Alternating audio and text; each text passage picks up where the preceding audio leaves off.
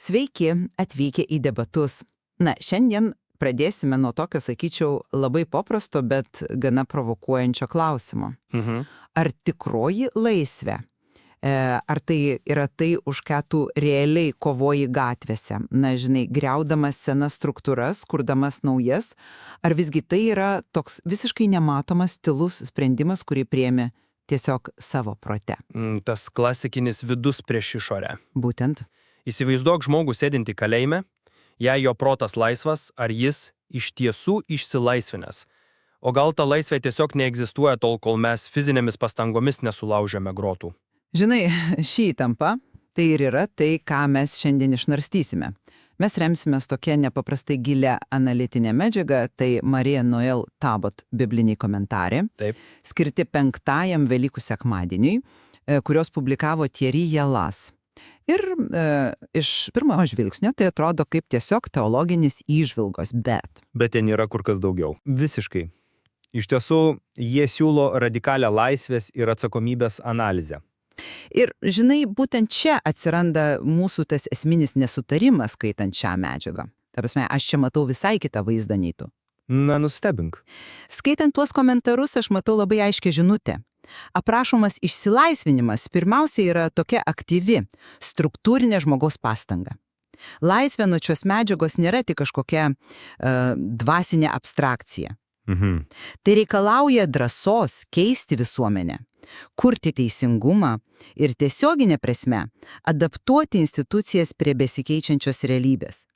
Dievas, kaip ten teigiama, veikia per žmogaus rankas, tam, kad jis iškovotų savo laisvę. Esu to įsitikinusi. Na, aš į tai žvelgiu kiek kitaip.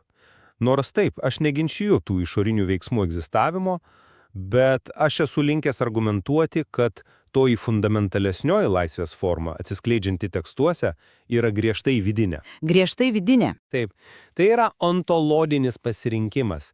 Ir mes, vėliau gal kiek detaliau aptarsime, ką tas sudėtingas žodis ontologinis reiškia mūsų atveju, bet esmė ta, kad tai yra gilus asmeninis laisvės valios aktas. Bet ar tai nepanaikina veiksmo prasmės? Ne, palauk. Šaltinis atvirai teigia, kad išlaisvinantis Dievas atmeta bet kokią predestinaciją. Jokio išankstinio nulemtumo nėra. Jis tegali tik gerbti mūsų laisvę pasirinkti. Visi tie tavo minėti struktūriniai pokyčiai, jie tėra antrinis aidas. Aidas to, kas iš tiesų įvyko žmogaus širdyje. Gerai. Na, pradėkime tada nuo tos realybės, su kuria bendruomenė ten susidūrė. Nes, žinai, klausytojų turbūt kyla toks natūralus klausimas. Kodėl mums tai turėtų rūpėti? Būtent. Kodėl mums turėtų rūpėti kažkoks 2000 mečių senumo ginčas dėl maisto davinių? Kodėl analizuojant apaštalų darbų 6 skyrių tam skiriama tiek dėmesio? Aha. Reikalas tas, kad tai yra tiesiog tobula, bet kokios visuomenės krizės iliustracija. Mikrokosmosas. Ankstyvoji bendruomenė patiria tai, kad Tabut labai tiksliai vadina augimo krize. Bendruomenė plėčiasi, atsiranda graikiškai kalbantys žydai ir prasideda konfliktas. Taip, ten našlės lieka nuskriaustos. Būtent jų našlės lieka nuskriaustos kasdienėme aptarnavime. Ir čia analitikė, man atrodo, padaro labai įdomią pastabą apie pačią kalbą, tiesa? O taip, aš kaip tik buvau tai pasižymėjusi. Jis sako, kad kalba nėra, tik žodynas, cituoju. Kalba yra tinklas, užmestas ant tikrovės. Stikrų. Kita kalba yra kitas tinklas ir retai kada jų akys susitampa. Žinai, tai nepaprastai gili mintis. Tai reiškia, kad mes susidūrėme ne šiaip su kažkokia vertimo klaida. Ne su žodino trūkumu. Taip, o su skirtingais pasaulio suvokimo būdais. Ir štai kur mano pagrindinis argumentas. Kaip apaštalai reaguoja į šį susidūrimą? Jie juk nesako, broliai, tiesiog pakeiskime savo vidinę būseną, melskimės ir viskas išsispręs. Jie suvokia, kad geras noras be geros struktūros yra bevertis, todėl jie imasi visiškai radikalios struktūrinės inovacijos, sukuria naują instituciją, paskiria tuos 7 vyrus stalo patarnavimui. Kas išties to meto kontekste buvo labai radikalu. Taip. Ir šaltinis pateikia, man asmeniškai vieną iš įsimintiniausių frazės. Diegiantiems naujoves netrūksta ištikimybės. Priešingai, ištikimybė reikalauja mokėti prisitaikyti. Tai paradoksas tiesa. Ištikimybė per inovaciją. Būtent, aklas įsikibimas į tradiciją nėra ištikimybė, tai misijos išdavystis, kad laisvė išliktų, organizacija privalo evoliucionuoti. Įsivaizduok tokį greitai augantį technologijų startuolį. Startuoliai. Na, pabandinkim. Taip, įsivaizduok. Iš pradžių 5 žmonės garaže viską daro kartu. Bet kai įmonė išaugo iki 500 žmonių, tu nebegali kliautis tik gera valia. Tau reikia HR skyriaus. Žmogiškųjų išteklių. Taip, taisyklių. Taisyklių delegavimo. Jei to nepadarysi, startuolis tiesiog subirės. Būtent tai padarė apaštalai. Jie sukūrė tą HR skyrių, kad išsaugotų bendruomenę. Laisvė čia realizavosi per drąsą sukurti struktūrą.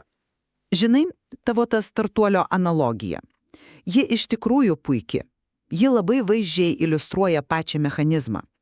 Tačiau aš visgi kvieščiau pažvelgti kiek giliau į tai, kodėl to startuolio įkūrėjai, arba apaštalai mūsų atveju, tas užduotis delegavo. Na, kad išgyventų. Bet skaitant šaltinį atidžiai, mes matome, kad ta inovacija nebuvo pats išsilaisvinimo tikslas. Apaštalai labai aiškiai suformuluoja. Nėra gerai, kad mes apleistume Dievo žodį tarnaudami prie stalų. Jie sukūrė šią struktūrą būtent tam, kad patys galėtų likti atsidavę maldai ir žodžio tarnystei. Bet palauk, tai ir yra toje inovacija, kuri išgelbėsi. Taip, logistinę problemą jie išsprendė. Bet žiūrėk, paanalizuokime psichologiją. Jei tavo protos nuomat apkrautas ginčais dėl duonos dalymo, tavo kognityvinis resursas gilintis į dvasinę tiesą tiesiog senka. Sutinku, logiška. Vadinasi, ta struktūrinė inovacija, tų 7 vyrų paskyrimas, nebuvo kažkoks esminis laisvės aktas. Tai buvo tiesiog apsaugonis šildas, pragmatiškas sprendimas apsaugoti tai, kas iš tiesų svarbu. Dvasinį branduolį. Būtent. Jei tas ontologinis santykis su žodžiu būtų prarastas, jokia tobulai veikianti stalo patarnavimo struktūra ar geriausias HR skyrius tos bendruomenės nuo mirties neišgelbėtų.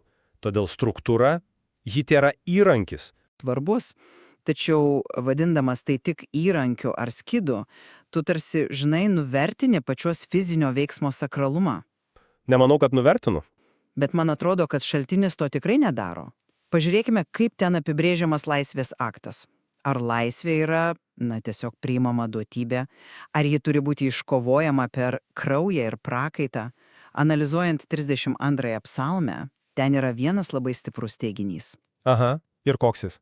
Ji aprašo Izraelio tautos patirties ir sako, kad kiekvienoje epochoje Dievo žodis kviečia į laisvę. Bet atkreip dėmesį į formuluotę. Tai yra Dievo jėga, kuri veikia žmogaus ranką, kad šis iškovotų savo laisvę. Prancūziškas originalas ten rodos. Taip, conquérir sa liberté, iškovoti. Šis žodis savaime reikalauja pastangų. Fizinės kovos prieš priespaudą. Jono Evangelijoje Jėzus žada, kad tikintieji darys dar didesnius darbus. Analitikė ten pabrėžia, kad žodis darbas Uvra, taip. Senajame testamente visada reiškia aktyvią pastangą išlaisvinti tautą iš fizinės vergijos. Vadinasi, tas kvietimas, tai nėra kvietimas tiesiog gražiai, galvoti. Tai kvietimas į fizinį pasaulio perkeitimą. Aš pripažįstu, čia geras argumentas. Žodis conquérir tikrai turi svorio. Bet kas atsitinka, kai tos iškovotos struktūros pradeda gesti? Kaip tai gesti? Juk jokios fizinės sistemos nėra amžinos. Todėl mes privalome ieškoti giliau. Šaltinis mus veda prie 1 Petro laiško analizės. Ir ten, mano galva, atsiveria tikroji prigimtis. Kur su tais gyvais akmenimis? Akmenys, iš kurių statoma dvasinė buveinė. Ir čia aš noriu tai labai aiškiai pabrėžti. Išryškėja didžiausias išsilaisvinimas. Išsilaisvinimas iš predestinacijos mito. Palauk. Aš noriu įsitikinti, kad teisingai suprantu. Tu sakai, kad išorinis teisingumas, tai kaip elgiamės su tomis našlėmis, yra beprasmis, jei žmogus vis dar tiki nulemtumu. Kaip tai susiję? Leis man paaiškinti tą predestinaciją. Tai idėja, kad, viskas jau parašyta iš anksto, kad tu esi tik marionetė. Jei tu tiki šiuo metu, bet kokia kova už teisingumą, ji tiesiog tampa beprasme, nes tavo valia nieko nekeičia.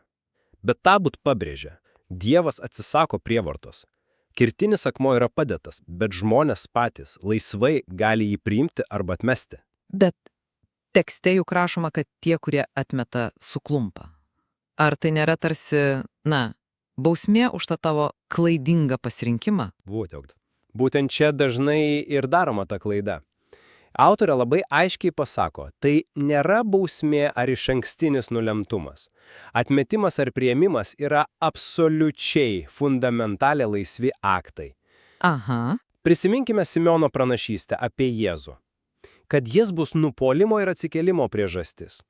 Tekstas patikslina, kad tai ne Dievo primesta būtinybė, tai natūrali tavo paties autentiško pasirinkimo pasekmė. Laisvė tai atmesti šį marionetės scenarijų. Tavo tas išorinis iškovojimas, jis netenka prasmės, jei tavo protas pavergęs pats save. Suprantu, kodėl tu taip manai. Ir tas psichologinis išsilaisvinimas nuo lemties skamba, tikrai gražiai. Bet žiūrėk, leis man pateikti visiškai kitokią perspektyvą. Klausau. Jei mes laisvę redukuojame tik į tą tylą akimirką galvoje, kaip tada šaltinis paaiškina kolektyvinį žmonijos likimą? Juk tekstas jį be galo akcentuoja. Taip, akcentuoja. Kaip paaiškiname materialaus pasaulio pertvarkymą? Pažiūrėkime Jono Evangelijos komentarą. Ten įvedama pas šventojo Augustino sąvoka. Visas Kristus. Kristus total. O taip. Tai turbūt viena iš sudėtingesnių ir gražiausių ten esančių idėjų. Būtent. Ir aš noriu parodyti, kaip ji reikalauja materialos transformacijos. Jėzus sako, niekas nenueina pas tėvą, kitaip kaip tik per mane. Autorė tai analizuoja ne kaip kažkokią ekskliuzyvinę taisyklę klubo nariams, o kaip žmonijos solidarumų slėpinį. Taip. Ir šis solidarumas, mano akimis, jis negali likti tik ten, dvasiniuose debesyse. Psalmės komentare cituojamas pranašas Michėjas, ten daroma griežta išvada. Dievas myli teisingumą, todėl visa žemė pašaukta tapti šios meilės vieta. Žemė, ne tik siela. Būtent, ne tik mintis. Grįžkime prie organizmo analogijos. Kol jis mažas, jam užtenka difuzijos. Bet kai tampa sudėtingų kūnų, vien noro išgyventi nebepakanka. Turi susiformuoti nauja struktūra. Arterijos, venos. Aha, kraujotaka. Taip. Jei jis nesukurs infrastruktūros, jis tiesiog mirs. Mūsų pasaulyje tos arterijos yra teisingos institucijos, įstatymai. Vadinasi, tavo tas vidinis sutikimas, jis tiesiog nebaigtas, kol nesukuria arterijų fizinėme pasaulyje. Žinai, ši tavo analogija labai vaizdi. Aš jokių būdų neneigiu realaus pasaulio institucijų svarbos. Tikrai. Aš tik noriu atversti tavo priežasties ir pasekmės rodiklę. Kaip tai? Tu sakai, kad veiksmas sukuria laisvę, kad arterijos sukuria gyvybę. Bet iš kur kyla pats impulsas joms atsirasti? Kodėl mes apskritai turime daryti tuos didesnius darbus? Nes to reikalauja. Pažvelkime į Kristaus total koncepciją atidžiau.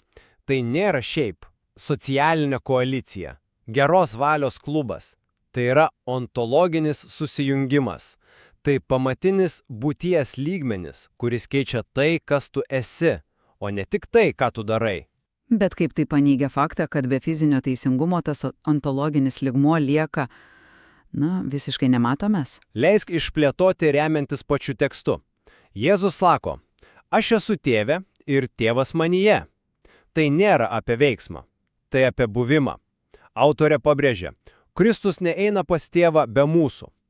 Mūsų laisvė garantuota ne dėl mūsų, sugebėjimo tobulai organizuoti visuomenę. Nes mes dažnai klystame. Būtent, kiekviena mūsų sukurta sistema, net ir patys geriausi įstatymai, ilgainiui gali tapti priespaudos įrankiais. Ne, laisvė garantuota todėl, kad mes dvasinė prasme priglausti prie to kūno. Taip, žemė pašaukta tapti teisinga, bet teisingumas prasideda iš vidaus į išorę. Tavo ginomos inovacijos yra atspindys to, kad žmogaus valia jau nebėra verškiška. Tai simptomas, ne priežastis. Na, aš suprantu tavo tą požiūrį į priežastingumą.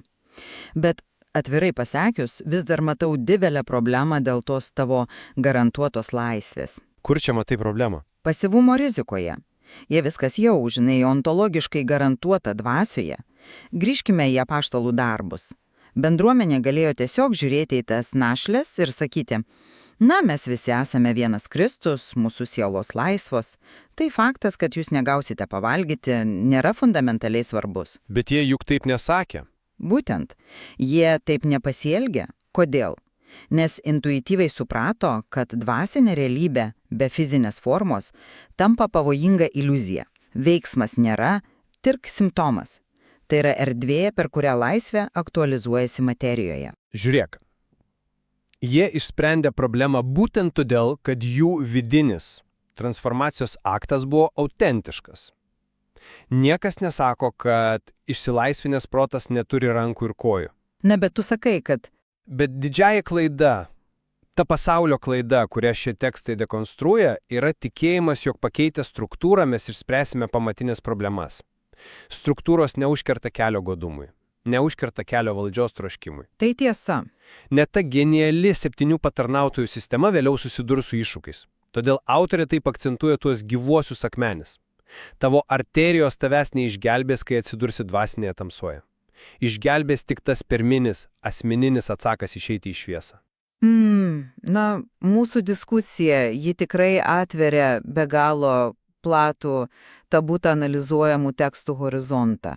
Matome, kad po paprastų teologinių komentarų tikrai slypi tokia egzistencinės filosofijos kasykla. Visiškai.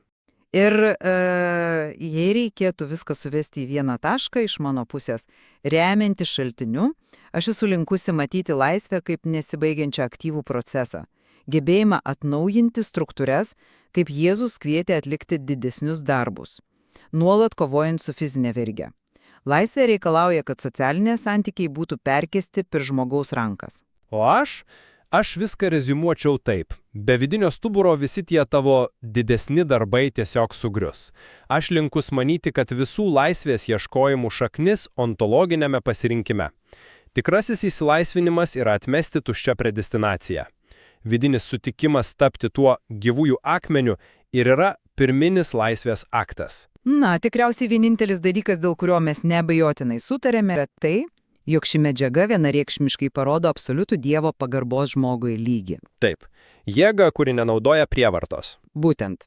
Bet tuo pačiu ir nepalieka jo bejėgų prieš realaus pasaulio neteisybės. Pritariu visų 100%. Ir, žinai, klausimas, kuris lieka atviras mums visiems, nėra apie tai, ar mums reikia dvasios ir ar veiksmo. Mes žinome, kad reikia abiejų, bet kas yra pirminis variklis? Taip. Ar tas tylus vidinis aktas sieloje? Ar visgi žmogus tampa laisvas tik tada, kai jo rankos realiai įvykdo teisingumą išorėje? Mes vėl grįžtame prie to mūsų metaforinio kalinio, tiesa, ar jis pirmiausia turi patikėti, kad yra laisvas? Kad galėtų laužti grotas. O gal jo laisvė tai yra iliuzija, kol tos grotos nėra apčiuopiamai sulaužytos? Gali būti, kad atsakymas slypi kažkur sankirtoje. Kviečiame jūs klausytojus pačius ieškoti šių atsakymų ir galbūt atpažinti tas dinamikas savo gyvenimuose. Tikrai taip. Ačiū, kad buvote kartu mūsų debatuose. Šiuose tekstuose slypi dar daugybė prasmių, tad nenustokite tyrinėti. Iki greito.